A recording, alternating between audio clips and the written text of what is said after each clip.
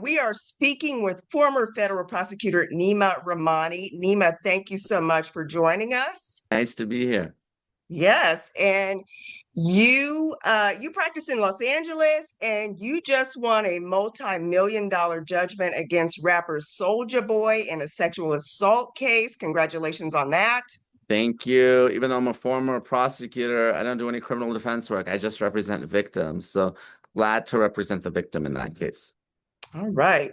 So let's talk about this Diddy case. We have just had the closing arguments. The prosecution painted Diddy as this criminal, this crime boss. How do you think the prosecution did in their closing? I thought the prosecution did an okay job. Not great, not bad. I think there were some misses, and it was primarily during the presentation of their case. But I think they did a good job, especially on the prostitution and racketeering counts. With respect to sex trafficking, a little bit more challenging. I think that's probably the biggest question I have right now. Look, I'm a former prosecutor. I believe the victims, but it's hard to get 12 out of 12 when you're talking about sexual assault or sex trafficking. Mhm. The prosecution, they kept hitting home that Diddy led this criminal enterprise, and yet how can we have a criminal enterprise with only one person accused? That's what a lot of people want to know. Well, this was one of the criticisms I have for the government in this case. And you can have a conspiracy with unindicted co-conspirators. They don't have to be charged. But I would have charged Christina Joram, KK, and D-Rock, the former chief of staff and security, respectively. They were actively involved in the drug trafficking, sex trafficking, bribery, arson. I mean, they were involved for all of it. One of the things that makes RICO so powerful, Nita, is you can bring in a lot of people into the case, not the dozens of people you had in the Young Thug YSL case. That's overkill. But you got to charge or at least flip the most important people in the criminal enterprise. And that was a big miss and really weak by the government, in my opinion, to give them both a pass. Mhm. Let me let me ask you a question. With the whole change in administrations in DC and the former US attorney in New York leaving, do you think that affected this case at all? Well, Damian Williams was one of the best, and obviously he indicted this case. I don't know if him leaving and a new U.S. attorney really changed the course of the case. I could tell you, like, again, I think the prosecution has proven its case, but I want them to prove it overwhelmingly. And there's some mistakes. So I identified one mistake by not flipping those high-level employees. I think there were several victims that they could have brought to bolster the case. Victim three, Gina, named in the indictment. She goes MIA, nowhere to be found. They can't even get a hold of her lawyer, right? That's a don't charge someone unless don't charge activity related to one victim unless you know that victim is going to come. You have control over the victim, right?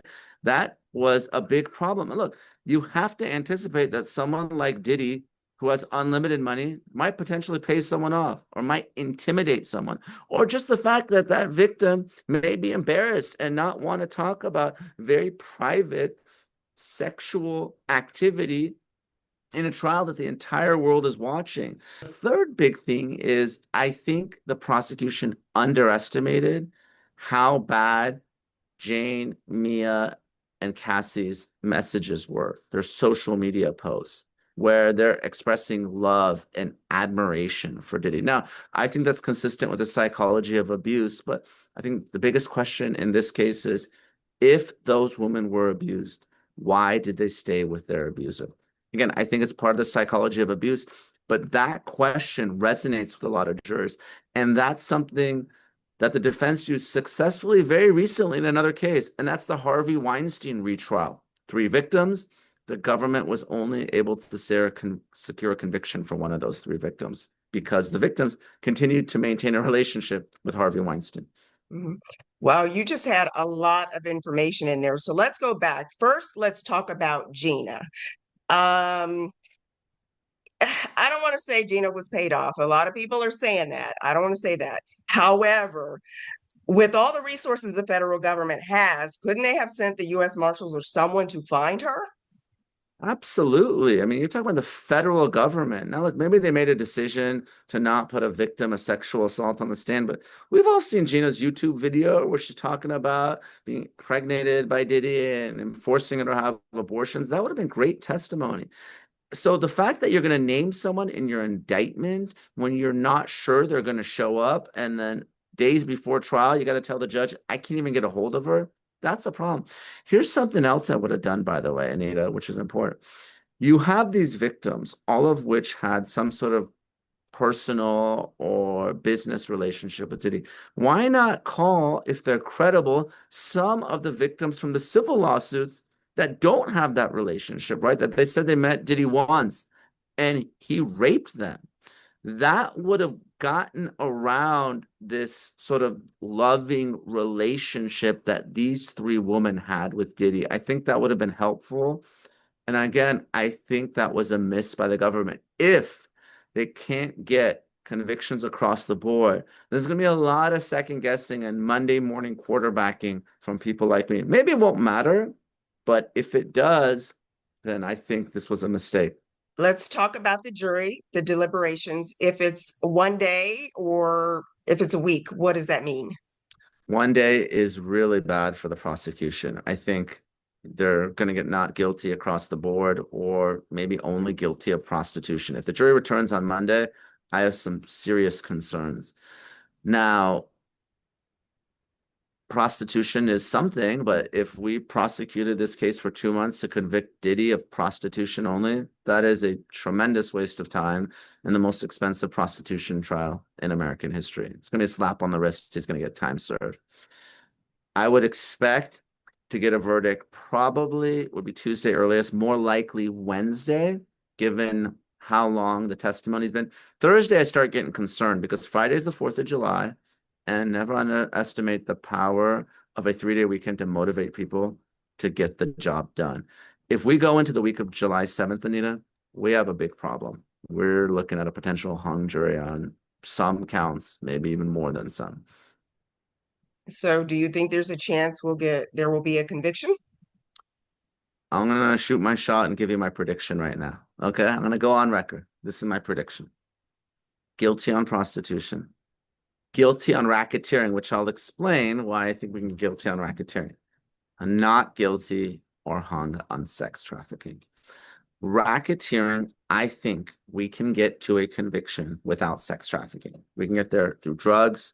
We can get there through bribery. We can get there through arson. We can get there through extortion, obstruction.